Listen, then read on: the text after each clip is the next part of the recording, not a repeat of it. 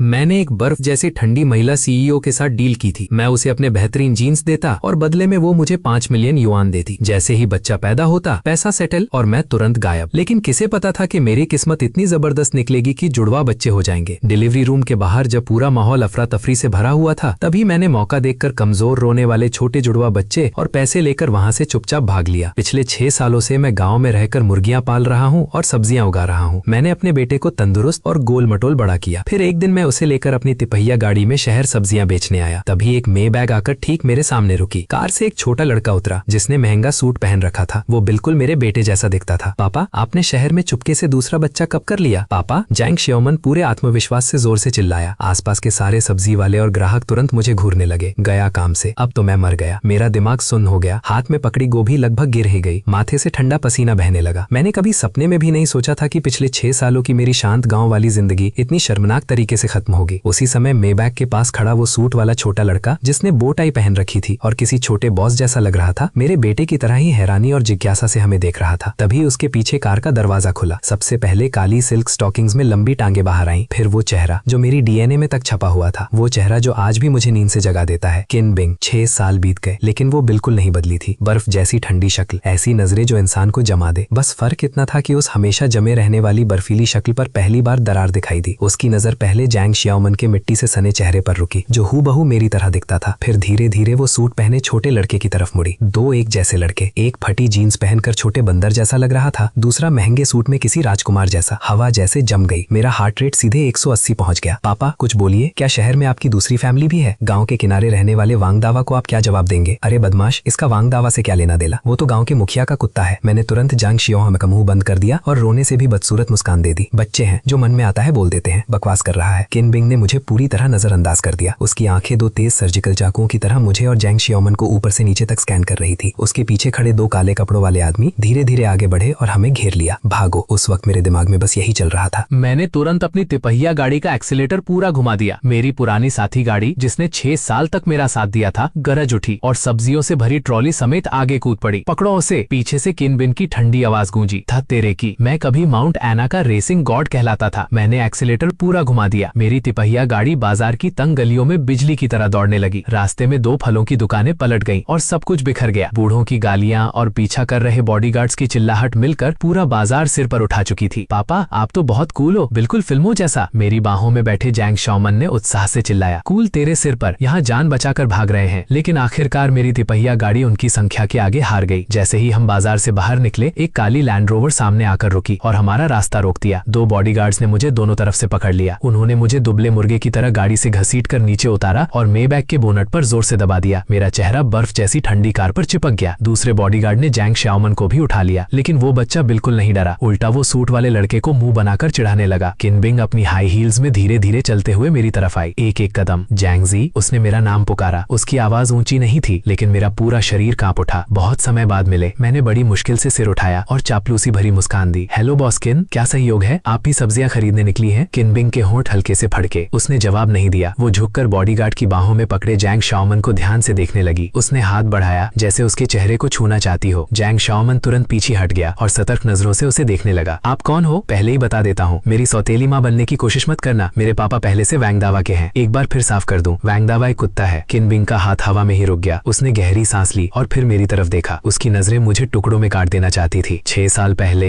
मेरे जुड़वा बच्चे हुए थे, है ना? उसकी आवाज शांत थी, लेकिन उस शांति के नीचे ज्वालामुखी उबल रहा था। मुझे अपने कंधे पर बॉडीगार्ड का दबाव और ज्यादा महसूस हुआ। मानू तो मौत, ना मानू तो भी मौत। तो मैंने तय किया, आखिर तक अनजान बनने का नाटक करूंगा। मैंने तुरंत हैरान और मासूम चेहरा बनाया। जुड़वा? बॉस किन, आप क्या कह रही हैं? मुझे कुछ समझ नहीं आ रहा। मैंने जैंग शियोमन की तरफ इशारा किया। ये मेरा भतीजा है। मेरे भाई और भाभी की कार एक्सीडेंट में मौत हो गई थी। मैंने बहुत मेहनत से इसे पाला है। आसान नहीं था। मैंने जबरदस्ती कुछ आंसू भी निकाल दिए। देखिए ना, ये कितना मेरी तरह दिखता है। कहते हैं भतीजे अपने चाचा जैसे होते हैं। लेकिन मेरी बात पूरी होने से पहले ही जैंग शियोमन बोल पड़ा। पापा, कैसी बकवास कर रहे हो? आपका भाई कब से हो गया? दादा दादी तो बहुत पहले मर चुके हैं। मैं तो वहीं बेहोश होने वाला था। क्या गद्दार बेटा है। मेरा मन कर रहा था कि जमीन फट जाए और मैं उसमें समा जाऊं। तभी किन बिंग ने एक फाइल मेरी तरफ फेंकी। ये चिनशियाओ का बर्थ सर्टिफिकेट और उस साल के अस्पताल के रिकॉर्ड हैं। वो मुझे घूर रही थी। रिकॉर्ड्स में साफ लिखा है कि इंक्यूबेटर नंबर B वाला बच्चा जन्म के 3 घंटे बाद गायब हो गया था। मेरा दिल जोर से धड़क उठा। मैं उस समय भागने की जल्दी में सबूत मिटाना भूल गया था। संयोग है, ये सब सिर्फ संयोग है। लेकिन किन बिंग ने मेरी बात सुन सुनने की भी जरूरत नहीं समझी। उसने सीधे बॉडीगार्ड्स को आदेश दिया, इन दोनों को युंडिंग मैनर ले जाओ और वकील जैंग से संपर्क करो, तुरंत डीएनए टेस्ट होगा। जी बॉस्किन। दो गार्ड्स के बीच कैदी की तरह मुझे लैंड रोवर में ठूंस दिया गया। जैंग श्याओमन को भी मेरे पीछे अंदर डाल दिया गया, लेकिन वो बच्चा बिल्कुल नहीं डरा। वो उत्सुकता से लेदर सीट थपथपाने लगा। पापा, ये आपकी तिपहिया गाड़ी से कहीं ज्यादा आरामदायक है, लेकिन आपकी गाड़ी जितनी तेज नहीं है। तेज होने का क्या फायदा, पूरे रास्ते ट्रैफिक में ही तो फंसे रहे। काफिला सीधे शहर के सबसे महंगे इलाकों में से एक युंडिंग मैनर पहुंचा। नाम सुनकर ही समझ आ रहा था कि ये जगह कितनी महंगी होगी। गाड़ी एक महल जैसी शानदार विला के सामने जाकर रुकी। मुझे और जैंग श्याओमन को अंदर ले जाया गया। लिविंग रूम इतना बड़ा था कि उसमें खेल प्रतियोगिता हो सकती थी। छत पर लगा क्रिस्टल झूमर मेरी आंखें चौंधिया रहा था। अंदर घुसते ही जैंग श्याओमन कारपेट पर लौटने लगा। किन बिंग मुख्य सोफे पर बैठी थी। उसके बगल में बैठा सूट वाला लड़का चिन श्याओ चुपचाप टैबलेट पकड़े बैठा था, लेकिन उसकी नजरें बार बार फर्श पर कुत्ते की तरह भौंकते हुए जैंग श्याओमन की तरफ जा रही थी।